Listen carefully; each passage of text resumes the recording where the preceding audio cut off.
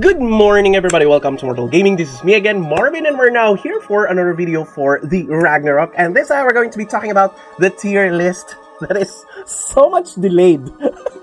But anyway, I do hope that this video still has a purpose for those who are just starting, or if you think that you would want to change in the future, so you want to plan for your job change class, because there is a job change scroll in the future. Okay, so let's start. I'm gonna explain the columns first. So this first part is for PvE sections. The second part below is for PvP. Now this one is for farming, grinding, those AFK things. The next one is a single target, for single targets, damage, the world boss, the other bosses out there, dungeons that is just, single target, that would need single target damage. Next is for MVP hunts, the hourly MVP hunts, if you're doing those things, dungeons, those things that you need a party to complete or to, perform better. Now, next is for Endless Tower and for hunting parks and for late game PvE. Below is for the PvP section is the class F2P friendly in general. The next one is for Battle Brawl. The next one is Dawn Battle. The next one is for War of Imperium and for late game PvP. So before we start, please do know that these are all based on my opinions. You may have different opinions, different experience, but this is how I see the game as of the moment. And later on, we're going to have overall scores for all of the jobs. The first thing that you should see here is the first 6 jobs. There are still no considerations about the transcendent second job or even the alternative jobs in the area, because the PvP meta is gonna change depending on how many classes are in the meta as of the moment. Okay, so let's talk about the legend. Of course, the legend is gonna be very simple from S to E, S being the highest one or the top rating, followed by A, and then B, C, and then the lower ones would be D, and the lowest one is E. Okay, so the S and A are pretty much gonna be meaning it's really good, it's the top one, it's the most recommended for that part of the game or for that content on the game. And then B is gonna be fairly good, C is average, D is below average, and E is trash. Okay, so let's go. Let's start with the knight. In terms of farming, I'm gonna rate it C. Of course, you cannot have it's still okay to use a bash knight at the very beginning, but it's gonna be very hard because in terms of the multiplier as compared with other melee units or melee job classes, the bash doesn't have that high multiplier or high added multiplier from other gears or other buffs or other unique gears. So if you want on the other hand, if you want to go for the attack speed type, it's still pretty early for the attack speed type, so it's still not yet that applicable for the knight. So it's just average. It's really falling behind because it's on melee range, although it has an added movement speed because of the Peko Peko. It's still average in my opinion. In terms of the single target, okay, I would rate it B. It's not that high, but it's okay in my opinion. It's above average. And in terms of the ratings versus other job classes wherein you cannot have always the comparison of the damage between the other classes, because you just want to compare yourself with the same class. So I'd say that Knight, it does pretty good job considering that it's kind of tanky. It has higher, not that high, but average also damage. It's tanky, and it has a good movement speed for those battles that you need one. Okay, for MVP hunts and those parties, those contents that need parties, of course you need a knight for you to tank, because if you don't have ghost ring cards on your party or on yourself, you'd get one hit most of the time by the bosses. So if you want to withstand, you want to have a knight on your party. Next is for Endless Tower, same as single target, and for AoE, it doesn't do well with AoE damages and also single target skills. So I would say it's just slightly above average. But on the late game, I would say that it gets better, since you can now transition to a, an attack speed type or a crit type, so I'd still go for A on late game PvE, because you'll now be focused on dealing damage, not just for tanking, because the tanking goes now to the paladin when it gets released. And I'm pretty sure when we enter the late game, the alternative jobs are already released. Okay, so now let's go to the PvP. Is it F2P friendly? In my opinion, not that F2P friendly, because if you want to focus only on tankiness, then you'll fall behind in terms of single target damage and on grinding. And if you want to perform better, you have to do both. You have to invest on both. So I think it's kind of hard being an F2P knight. Now, in terms of Battle Brawl, I'd go for B rating, since you're melee again, and you have the key on Battle Brawl is you have to be on the inside of the circle for your party or your side to gain points. And usually the ones that are inside that circle has AoE skills, so you'd get damaged by a lot of those. Otherwise, if you don't go inside, you won't bring any points to your side. So it's kind of hard being a knight in Battle Brawl. In terms of Dawn Battle, it's also any melee. I would say any melee in Dawn Battle is kind of a hard job, considering that if you are already mobbed up in the MVP, all of the AoEs and all of the other ranged units or ranged job classes will have a higher tendency to hit you. So it's kind of hard last hitting as a knight on Dawn Battle. In terms of WoW, I would say that it's kind of okay being a frontline. You have to have a frontline on War of Imperium, particularly if you already have a trapper on the back line and you just want to keep those forces that are attacking your castle or attacking your Imperium on the front line. Then the knight would be a very good addition, so I'd still rate it as A. In terms of late game, I would rate it at B on PvP, since if you want to deal damage, then it's okay for you to have an auto attack or attack speed knight, but I would be going for an assassin instead if you want a melee damager. And if you want a tank, I would go for a paladin instead. And if you want a skill-based character, then I would rather go for a blacksmith. So I don't know if that is a good spot for a knight on the late game.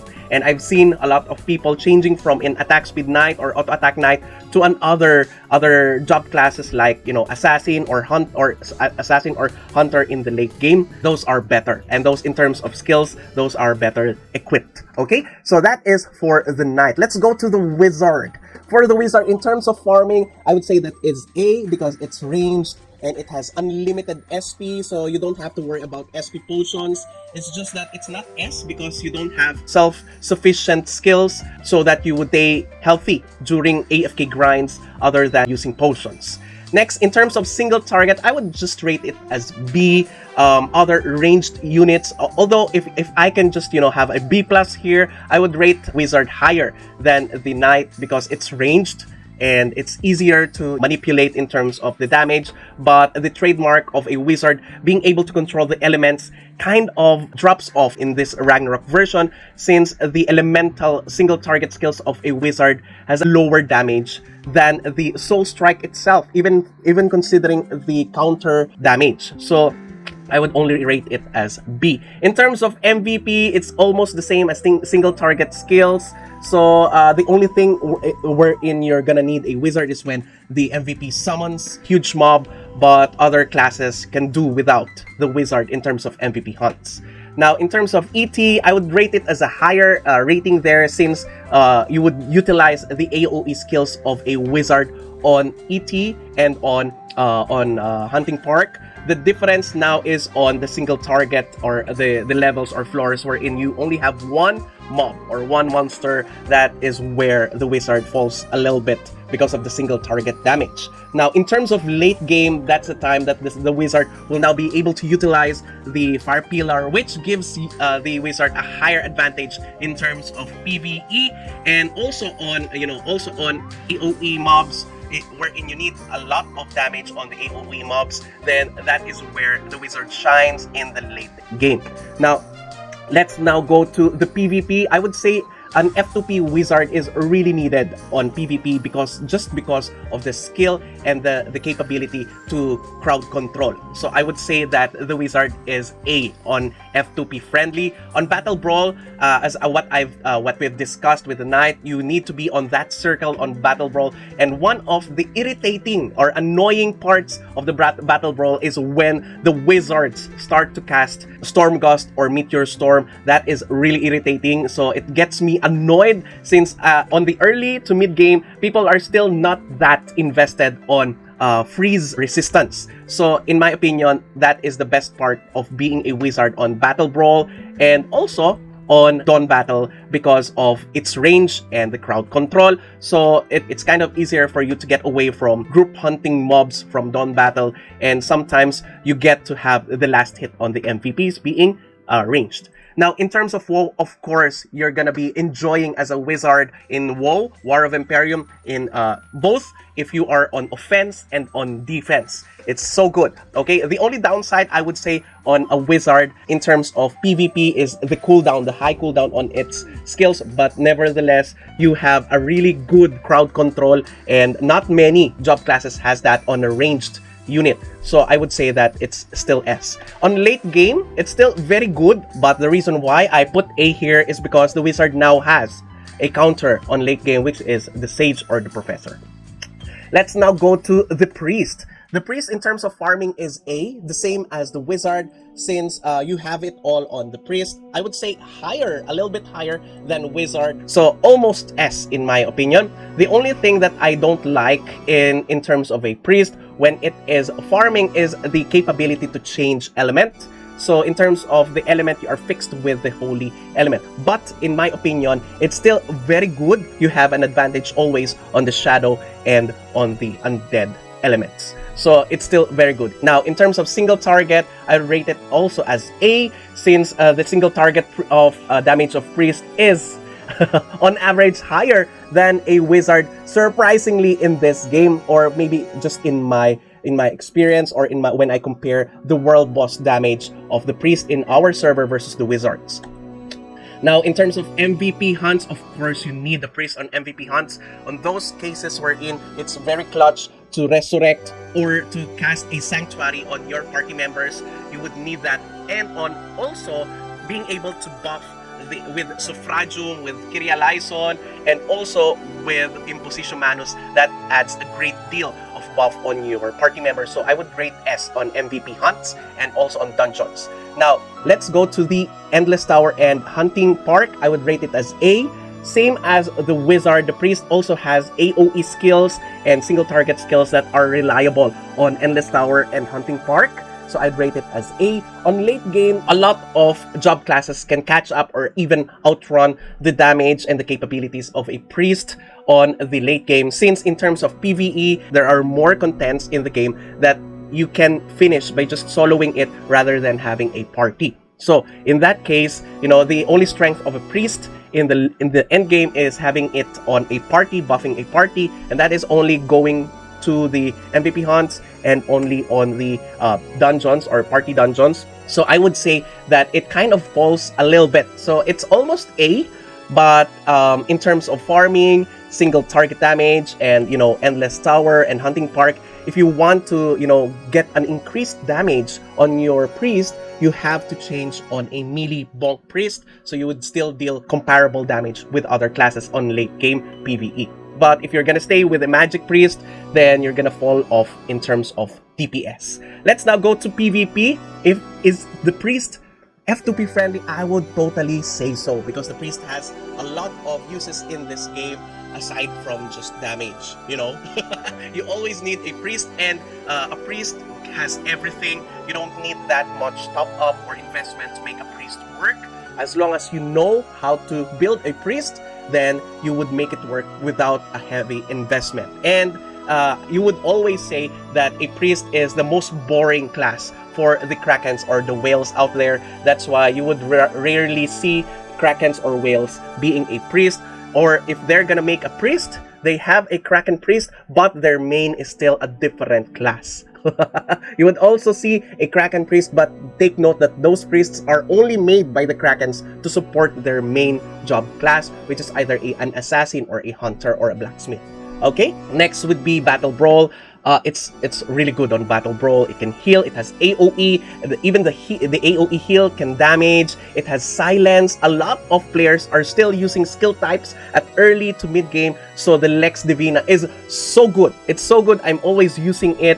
It can detect hidden enemies. Okay, so on Dawn Battle, it's also really good. It's ranged. It has a buff. It has movement speed. All of those things. So I love it on Dawn Battle. On War of Imperium, it's also good. Not as good as a wizard, not as needed as a wizard, since the Sanctuary is really taking so long for you to use. Again, you cannot spam the Sanctuary. Recovery, it's really hard. So that's one of the reason why I put it on A and not on S. Technicality, I would say it's an S, but I put it on A because I'm no longer used to manually clicking all of the characters in my party or on our guild and buffing them again and again. So in this game, I still find it so hard to buff or to select other people and buff them. It will give you a hard time on buffing friendlies. So for me, it's A. On late game though, I would say that it's still an S. You would still need a priest, particularly if you already have reduced your casting time. Then that would be a good help for late game priest. I would not say that sometimes Krakens can make the melee priest work, but you would always see a priest that is supporting others on PvP in late game, even on late game, because I would still go for the priest as the best support in the game. Next, let's go to the assassin. In terms of farming, as compared with the knight, the assassin has a higher damage in its bread and butter skill, the sonic blow. In terms of single target, it's also the same, but not as high as other DPS, but still reliable damage. In terms of MVP hunts, you can only make an assassin good on MVP hunts if you have, as I've told you guys, a ghost ring card, or you make it a whale. You whale enough for your assassin to deal a lot of damage, but if you do so, it would really work in your favor. An assassin that someone has invested in is really powerful. Okay, in terms of Endless Tower, I think it falls a bit short because of the need for the AOE and also the need for a high DPS. So I'd still say it's B. Okay, on late game though, it's gonna be so good on late game, and particularly if you're gonna use Soul Destroyer or even just normal auto attack, you'd really be a savage job class in late game, particularly on PvE. Now let's go to the F2P friendly. Is it F2P friendly? I would totally say no. Okay, no. You need a lot of things for an assassin. It's melee, and you need to really wait. Okay, you have to wait this one out in terms of meta, because you have to wait for the assassin cross for you to get better skills. In terms of battle brawl, it's also as hard as a knight in the circle of the battle brawl. In terms of the Dawn battle, it's really hard. It's really hard for you to put yourself inside a huge mob attacking the MVP. So I'd say that it's a B. For War of Imperium, it's also a B in my opinion. I just don't see a lot of people enjoying Assassin on War of Imperium. Maybe you enjoy it on War of Imperium, but most of the time, the ranged ones are the ones that are enjoying War of Imperium. And in terms of the lack of crowd control, Assassin also lacks crowd control, so it's not going to be higher than B. In terms of late game though, that's going to be the Assassin. Literal assassin or the killer on PvP games or content. So I would rank it as S on late game. Now, in terms of Blacksmith, let's go to the Blacksmith. In terms of farming, it's almost the same as the Assassin, although the Blacksmith, it has a higher rating, a little bit higher rating than Assassin, because it has charge, it has a little bit of AOE, it has crowd control, and it has a really good single target damage, so it can farm quickly fast. Okay, quickly and fast. Quickly fast. Okay, so that's why in terms of single target damage, it is the first one to have the S rating. It has a really good single target damage because of the unique gear that it has, where you can avail it earlier than most of the other job classes, and also it has a really good passive to its skill, which is Mammonite, and also the damage that the accessories or the unique gears give to the Mammonite. That's why it's really good. Now, on MVP hunts, of course, if you're gonna be good on single target as DPS, you're also gonna be good on MVP hunts. I see a lot of people that has Ghost Ring card that can solo MVP hunts. That's why this is really good. Now, in terms of buffing and supporting other party members, Blacksmith is also really good on that part. That's why in terms of dungeons, party dungeons, it's gonna be a huge benefit if you have a Blacksmith on your party. On Endless Tower and Hunting Park, it's better than most of the jobs or most of the melee jobs. It has a really good DPS and a crowd control so that you can, focus on dealing damage. On late game, I would say that it is S because it's easy to build. Even on late game PvE, it's still gonna be really good in terms of all of those things: dealing damage, supporting, and crowd control. Now, for the F2P, is it F2P? And for that reason, because it's really easy to build, I would say that it is F2P friendly. The passive skills wherein you can farm zennies, you can sell higher, you can loot a lot of ores, you can craft elemental weapons. In that way, the Blacksmith is really good. In terms of battle brawl, it is better than most of the melees because you have crowd control, you have buff, and you also have a lot of DPS. That's why it's so good. On non-battle, I would say that it is still very good, although you have to be right back, and that's the same problem also with other melee types wherein it's so hard to battle it out with the MVPs. Since the MVP, you need to be on melee range, and when there's already a mob, there's a high tendency that you'll get in between all of those AoEs of the wizard, the priests, and other ranged classes. So on War of Imperium, it's still needed on War of Imperium in terms of buffs. You can also stun the enemies. You can easily get in the melee range of the enemy because you have a charge skill, and with that you can stun lock them using Hammer Fall. So it's really good on defensive. Now on late game, I would say that it's really awesome. It's a well-rounded job class. If you are a Blacksmith, you won't be asking anything more aside from range. That's why it doesn't have that S on late game. It's still very good. Okay, let's now go to the Hunter. In terms of farming, the Hunter is the best one. Low cooldown on the double strafe. The double strafe has a really good buff because of the Falcon. It's just that it's not AoE. That's why it's still S on my opinion in single target because of the capacity of the Hunter to change the element using different arrows. Aside from that, low cooldown, high DPS, and very accessible cards to pump up the early to mid game damage of a Hunter. You will have an easier life pumping the damage of a Hunter than a magic type job class. Okay, so in terms of MVP, of course, if you need a DPS on MVP, I would still go for the top DPS of this game, which is currently the Hunter. In terms of Endless Tower and Hunting Park, it's still very good. It just lacks the AoE, but with the quick cooldown of the double strafe or the earlier access to auto attack form or auto attack build of a Hunter, then it's gonna be easier for you to do Endless Tower and Hunting Parks. Late game, I would say that it is still S on late game. I see a lot of the endgame players in Taiwan server that are still switching to a sniper from other job classes because it's easy, very easy to build on auto attack. It is destined in the first place for auto attack build on late game.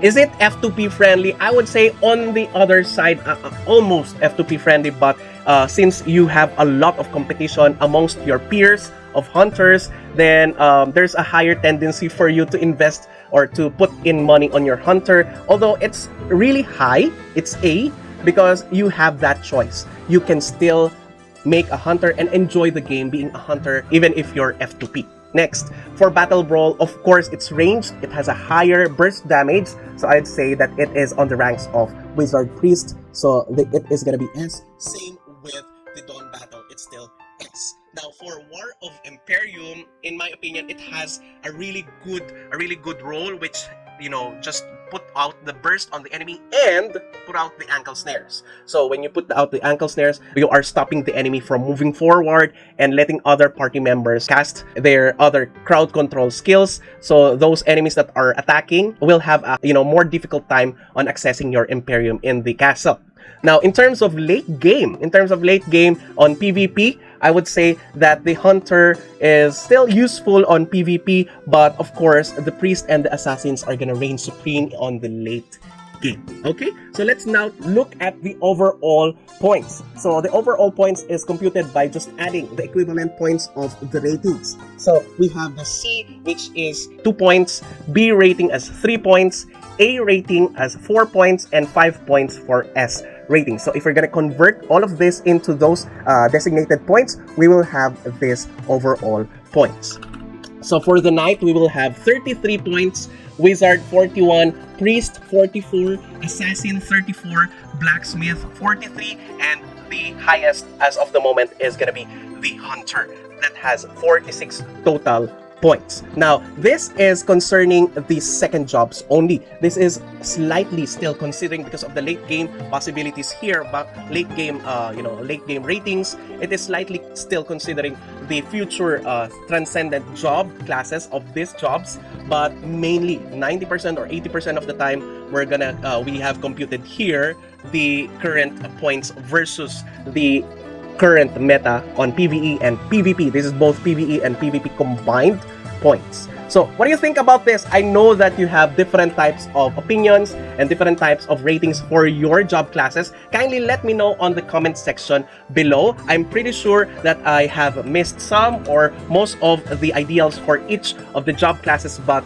this is based on our opinion and our experience and how I see the game as of the moment in terms of current meta. I will surely update this in the future once we have additional alternative jobs and additional higher transcended jobs available. Alright, so that's it. Thank you everybody for watching. If you haven't subscribed to my channel, please do subscribe. If you haven't liked this video, please do leave a like, share this to your friends, and click that bell notification button to get notified every time I upload a new video, start a new stream, or a new content.